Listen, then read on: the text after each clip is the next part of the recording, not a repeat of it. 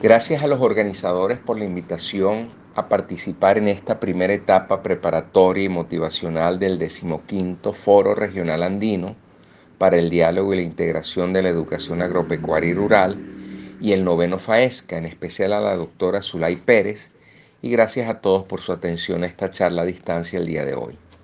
Desarrollo rural y derecho a la alimentación, una compleja pero necesaria sociedad. En nuestro ordenamiento jurídico tiene fundamento constitucional la agricultura sustentable como base estratégica del desarrollo rural integral. El desarrollo rural es un asunto complejo acerca del cual los países deben tomar decisiones y diseñar programas y políticas públicas. Es así como la Constitución establece en su artículo 305 que el Estado promoverá la agricultura sustentable como base estratégica del desarrollo rural integral, a fin de garantizar la seguridad alimentaria de la población. Por su parte, ese mismo artículo constitucional define la seguridad alimentaria como la disponibilidad suficiente y estable de alimentos en el ámbito nacional y el acceso oportuno y permanente a estos por parte del público consumidor. Adicionalmente, en ese mismo artículo se establece que la seguridad alimentaria de la nación se alcanzará desarrollando y privilegiando la producción agropecuaria interna.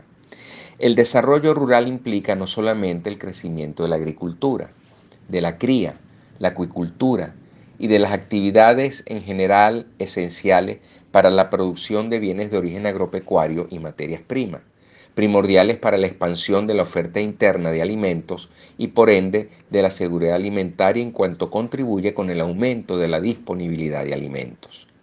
El desarrollo rural implica la mejora y perfeccionamiento de las capacidades humanas, de la educación, de la forma de hacer las cosas, de la tecnología, como estrategia de fondo para incrementar no solo la oferta, sino también la productividad, pero también para mejorar el bienestar general y el ambiente social. A fin de cuentas, no se trata solo de producir más, sino de producir mejor, sostenidamente, sustentablemente y poder competir en el mercado, especialmente frente a la producción importada. De acuerdo con estos lineamientos constitucionales, el planificador está inmerso en un dilema. Por una parte, proteger y tutelar al sector rural, promover su desarrollo y el crecimiento del sector agropecuario, pero simultáneamente proteger el ingreso de los consumidores, garantizando su seguridad alimentaria y por lo tanto su derecho a la alimentación. Las políticas públicas se deberán diseñar, por tanto, tomando en cuenta el sector rural y sus ejes productivos, como son el agrícola, el ganadero, el acuícola o el forestal, o sus ejes sociales, como el educativo, el del empleo o el del agroturismo, solo por poner algunos ejemplos. Algo bastante complicado si tomamos en consideración que ambos fines se pueden alcanzar uno a costa del otro si no hay una clara y correcta planificación. ¿Qué hacer entonces en este marco de políticas con una finalidad tan aparentemente contradictoria? Con leyes, estrategias y programas apropiados, siempre dentro de una política integral. Se puede lograr este desarrollo rural no solamente pensando teóricamente, genéricamente, sino pensando de forma productiva, competitiva, algo que no siempre está en la mente de los planificadores y ejecutores de la política sectorial. ¿Cuáles leyes, estrategias y programas? Por ejemplo, de empleo y de educación rural, de capacitación de recursos humanos, de reforma agraria para lograr una verdadera democratización, de acceso a la propiedad de la tierra, de extensión rural, entre otros. Las estrategias para el desarrollo que a la vez sirvan o se complementen como estrategias para la seguridad alimentaria tienen implicaciones de política pública. Es importante tomar en cuenta que cualquier estrategia de seguridad alimentaria para Venezuela está enmarcada por una realidad de mucha influencia. El país es fundamentalmente urbano y con elevados índices de pobreza y pobreza extrema.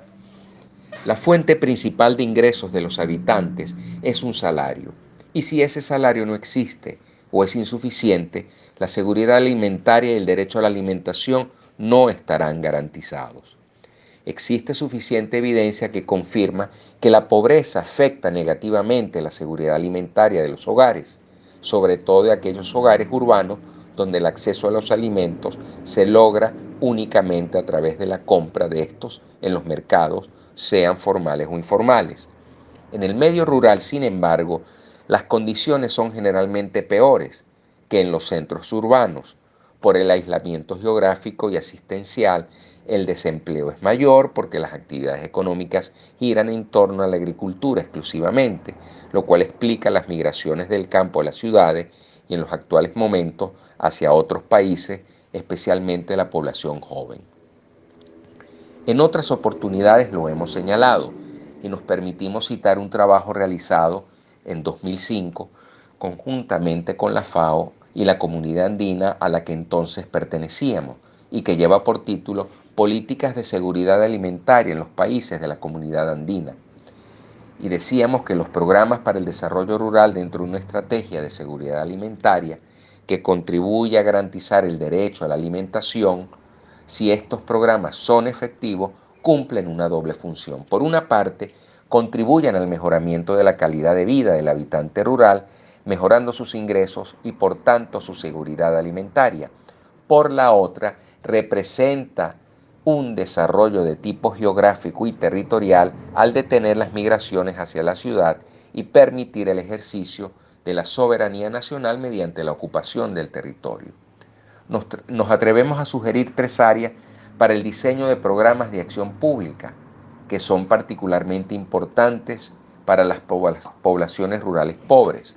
En primer lugar, el acceso a las tierras de cultivo, pero especialmente la regularización de la tenencia, tarea aún pendiente en nuestro país a pesar de la Ley de Tierras y Desarrollo Agrario, próxima a cumplir 20 años desde su promulgación en 2001.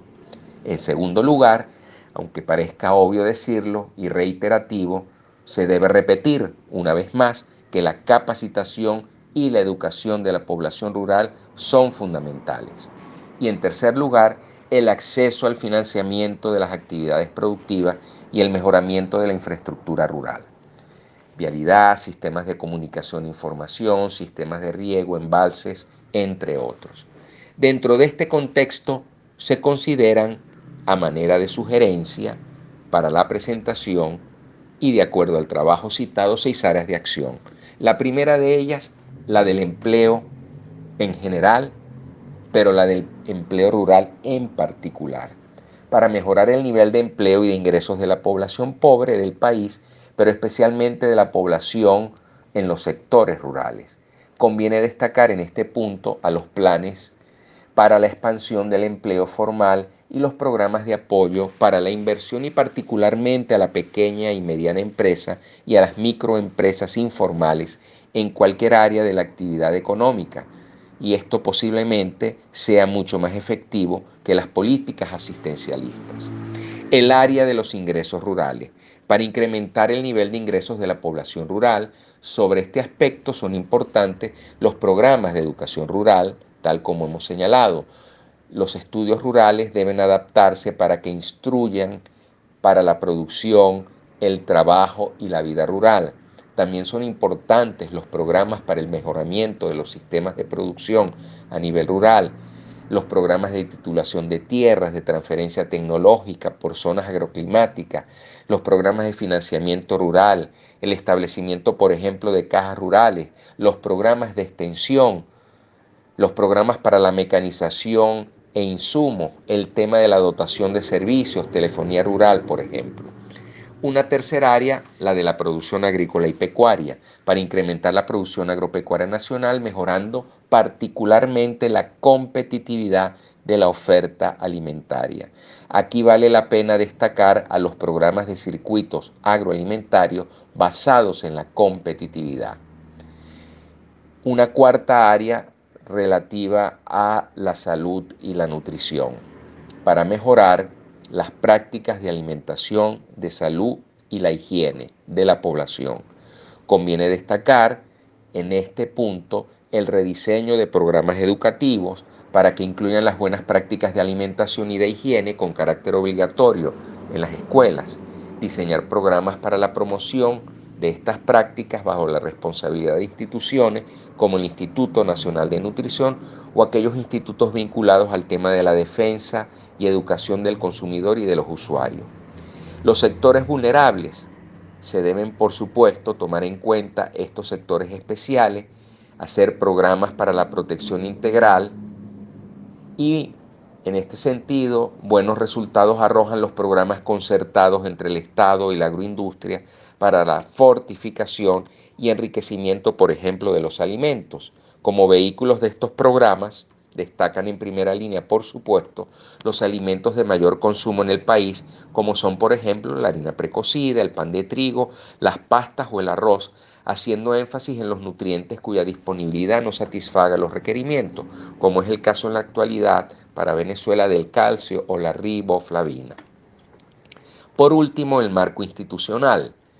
El ambiente legal e institucional, las reglas claras, concertadas e iguales para todos, son fundamentales para generar seguridad jurídica, paz social en el campo, incentivos a la inversión, respeto a la propiedad de los bienes, creación de motivaciones positivas para la iniciativa particular y asociativa, para incrementar la eficiencia, la transparencia y, en definitiva, la justicia en las relaciones de producción y de consumo. A manera de reflexión final, el sector rural del país, pero en particular el sector agropecuario como parte de aquel, puede y debe cumplir un papel de importancia dentro de una estrategia para la reducción de la inseguridad alimentaria y del hambre, mientras sean fuente generadora de bienes agroalimentarios de calidad, también de servicios a precios competitivos que no se constituyan en una carga adicional indebida para los consumidores pobres del país. Todo programa de ayuda al sector productivo debe tener como norte la producción de alimentos baratos y de calidad.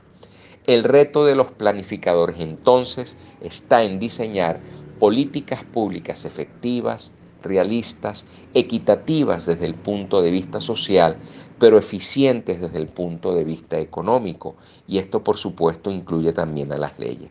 Muchísimas gracias por su atención.